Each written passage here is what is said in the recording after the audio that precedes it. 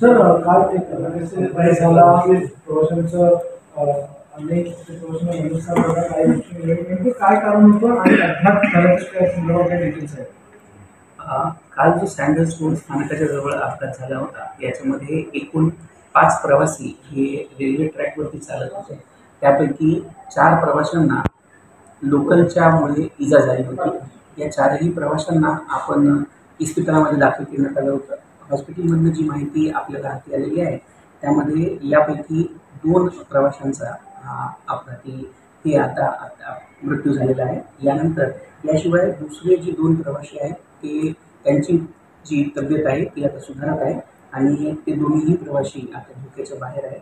याशिवाय याच्यामध्ये जो 5वा व्यक्ती तिथे सोबत होता त्या व्यक्तीसोबत देखील बोलण्यात तो देखील तब्येतीमध्ये व्यवस्थित आहे. त्याला कुठल्याही प्रकारची अडचण किंवा त्याला कुठल्याही प्रकारची इजा झालेली नाही आहे. या घटनेमध्ये जे व्यक्ती ट्रॅकवरती चालत होते त्या व्यक्तींना ट्रॅकवरून मागून येणाऱ्या लोकलची ही धडक बसलेली आहे आणि त्या लोकलच्या धडकेनंतर हे व्यक्ती जे आहेत हे यांना इजा झाली होती. यापैकी 2 व्यक्ती हताहत झाल्याची माहिती हॉस्पिटलच्या द्वारे आपल्याला मिळालेली आहे आणि बाकीचे 2 जे व्यक्ती आहेत त्यांची तब्येत आता धोक्याच्या बाहेर आहे.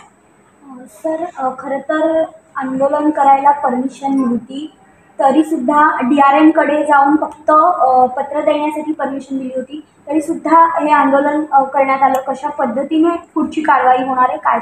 याच्यामध्ये जी आंदोलनाची जी परवानगी त्यांना दिली आहे होती त्या परवानगीमध्ये फक्त DRM कार्यालयामध्ये जाऊन तिथे निवेदन देणे इतकीच परवानगी त्यांना देण्यात आलेली होती. याच्यामुळे प्रवाशांना जो यातनं त्रास झाला याच्यासाठी त्यांच्यावरती योग्य ती कारवाई अनुशासनात्मक नियमांच्याद्वारे करण्यात येणार आहे.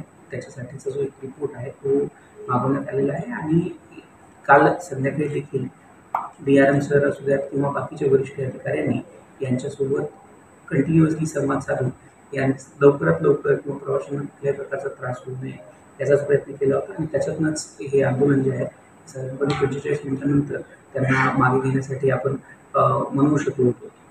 पण या संपूर्ण याच्यामध्ये ज्या कर्मचाऱ्यांनी आंदोलन केलं ज्याचा फटका प्रवाशांना झाला, गैरसोय झाली किंवा गाड्या लेट झाल्या आणि त्यामुळे हा अपघात घडला, या कर्मचाऱ्यांवरती आपण काय नेमकं ॲक्शन घेणार आहात? आणि दुसरीकडे अशी चर्चा देखील आहे की मुंब्रामध्ये जी घटना घडली त्याच्यानंतर जी कारवाई झाली त्यानंतरला त्याला हे उत्तर देण्यासाठी सगळ्या काही गोष्टी करण्यात आला होता. मध्य रेल्वे म्हणून काय सांगाल की या आंदोलकांविषयी? यातल्या 2 गोष्टी महत्त्वाच्या आहेत की या 2 घटना जरी कंटिन्युएशनमध्ये घडलेल्या असल्या तरी 2 वेगवेगळ्या घटना आहेत. यामध्ये प्रवासी ही जी घटना होती जी दुर्घटना आपल्याकडे झाली याच्यामध्ये प्रवासी ट्रॅकवरती चालत होते हे या घटनेचं मूळ कारण आपण म्हणू शकतो. याचसोबत जे आंदोलन झालं ज्याच्यामुळे प्रवाशांना त्रास झाला या आंदोलनामध्ये ज्या कर्मचाऱ्यांचा सहभाग होता त्या कर्मचाऱ्यांची नक्कीच त्यांच्या अगेन्स्ट जी कारवाई करण्यात आहे ती योग्य ती कारवाई त्यांच्या अगेन्स्ट केली जाणार आहे.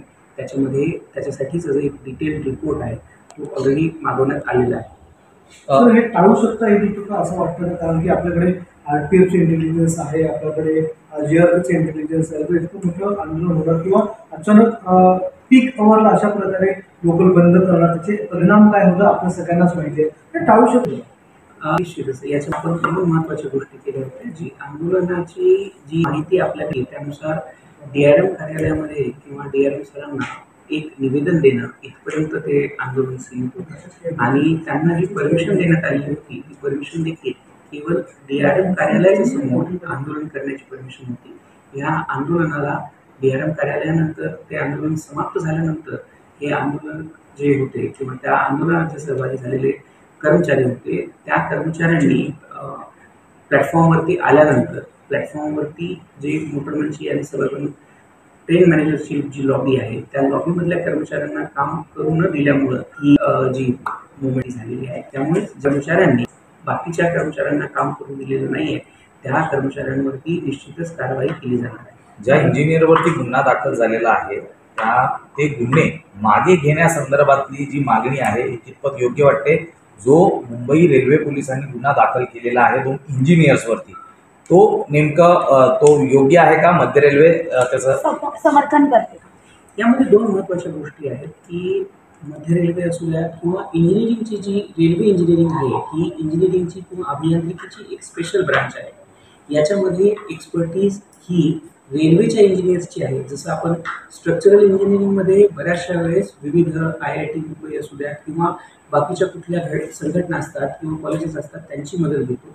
जर याच्यामध्ये GRPने कुठल्याही कॉलेजची मदत घेऊन त्याचा जर रिपोर्ट घेतला असता आणि त्या रिपोर्ट नंतर जी व्यवस्थित पद्धत होती किंवा जी योग्य पद्धत होती तो रिपोर्ट त्यांनी रेल्वेसोबत साझा करायला हवा होता, रेल्वेसोबत शेअर करायला हवा होता आणि रेल्वेच्या माध्यमातून त्या रिपोर्टमधल्या काय अडचणी आहेत किंवा ओरिजिनल रिपोर्टमध्ये त्यातनं काय कन्क्लुडिव्ह करतं आणि काय प्रेडिक्टिव्ह होतं या सगळ्या गोष्टी आपण पूर्णतः किंवा पूर्णपणे त्याला तपासणी किंवा त्याला पडताळून पाहता आलं असतं।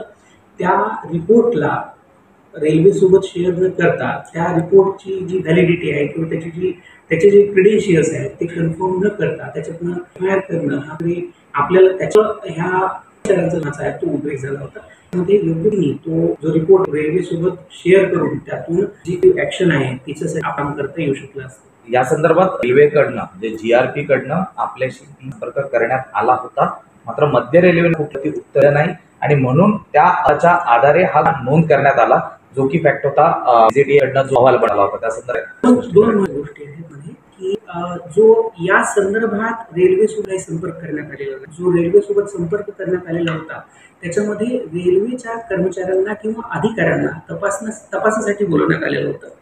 दोन महत्त्वाच्या गोष्टी की कुठल्याही गव्हर्नमेंट ऑर्गनायझेशनमध्ये एक डिसाईड असते की कोण कुणाची उत्तरदायित्व कुणाची जबाबदारी कुणाबद्दल आहे किंवा जबाबदेही कुणासोबत आहे हे निश्चित केलेलं त्याचा आपला एक पॅटर्न असतो। जर कुठल्याही कारण दोन्ही स्वायत्त आणि वेगवेगळ्या संस्था आहेत या ऑर्गनायझेशन्स वेगवेगळ्या असल्यामुळं ह्या ऑर्गनायझेशन्समध्ये जर त्यांना कुठल्याही प्रकारचं ऑर्गनायझेशनच्या कुठल्याही व्यक्तीला पाहिजे असलं तर त्याचा एक डिफाईन पाथ किंवा डिफाईन रूट डिफाईन करण्यात आलेला आहे। याच्यासाठी स्टेट गव्हर्नमेंटच्या माध्यमातून रेल्वेला नक्कीच असतं। इमिडिएटली हे थोडंसं तरी आपल्याला जी आतापर्यंतची जी होती त्या पद्धतीला बायपास करणं हे आपण टाळू शकतो। GRPने हा जो केला गुन्हा हा चुकीच्या पद्धतीने जाऊन तो गुन्हा नोंदवलाय। हा गुन्हा नोंदवण्याच्या अगोदर तो जो विजेचा कोड आधारावरती सोबत शेअर त्याची जी खाता आपण जातो ती जर करून घेतली असती तर त्याच्यातनं निष्कर्षापर्यंत पोहोचू शकलो असतो आणि सोबतच त्या रिपोर्टसाठी खूप प्रश्न विचारलेले आहेत हे देखील जर व्यवस्थितपणे सांगण्यात आले असते तर अजून आपल्याला उपयोगी असतं। आणि महत्त्वाची गोष्ट म्हणजे जितकी माहिती आपल्या हातात आतापर्यंत आहे त्यानुसार हा रिपोर्ट जो आहे तो जवळजवळ घटनेनंतर 1 महिन्यानंतर VJTIना करण्यास सांगण्यात आलेला। तर या वेळापर्यंत किंवा या वेळानंतरचा जो रिपोर्ट आहे तो व्हॅलिड होत त्यात जी FIR केलेली होती की रेल्वेला तडे गेलेले होते। जर रेल्वेला तडे गेले तर त्याच्यामध्ये गाडीची डिलीट होत असते, याच्यामध्ये चुकणं आता कधीही होईल। हा जो दूरदर्शी त्यांनी जो दिलेला आहे किंवा जे FIR मध्ये दिलेल्या गोष्टी आहेत रेल्वेच्या इंजिनिअरिंग डिपार्टमेंट आहे किंवा रेल्वेचे जे तांत्रिकदृष्ट्या सुदृढ लोक आहेत तो निकष चुकीचा। शेवटचा प्रश्न होता रेल्वे असेल असेल किंवा लोहवाहतूक निगम या दोन प्रशासनांमधला हा जो काही वाद किंवा जे काही असेल प्रवाशांना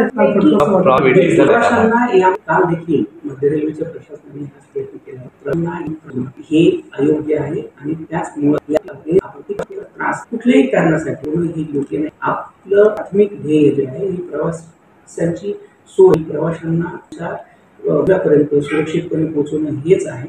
त्याचमुळे आणि त्याच दृष्टिकोनात मध्य रेल्वे प्रशासनाने काल देखील प्रयत्न करून साधारण 45 मिनिटांमध्ये जे आंदोलन करतो त्यांच्याशी देखील वार्तालाप करून त्याचं लवकरात लवकर रिझोल्युशन करण्याचा ज्यातून प्रवाशांना कमीत कमी त्रास होईल हा प्रयत्न केला। काल जो अपघात झाला त्यात मृतांना मध्य रेल्वे काही म्हणणार आहे का? कालच्या अपघातात जे होत आहेत त्याची जी चौकशी आहे किंवा त्याचे जे आयडेंटिफिकेशन आहे त्याचं पूर्ण फायनलायझेशन झाल्यानंतर निश्चितच त्यांना रेल्वे क्लेम्स ट्रायब्युनलच्या माध्यमातून योग्य मदत करण्यात येईल।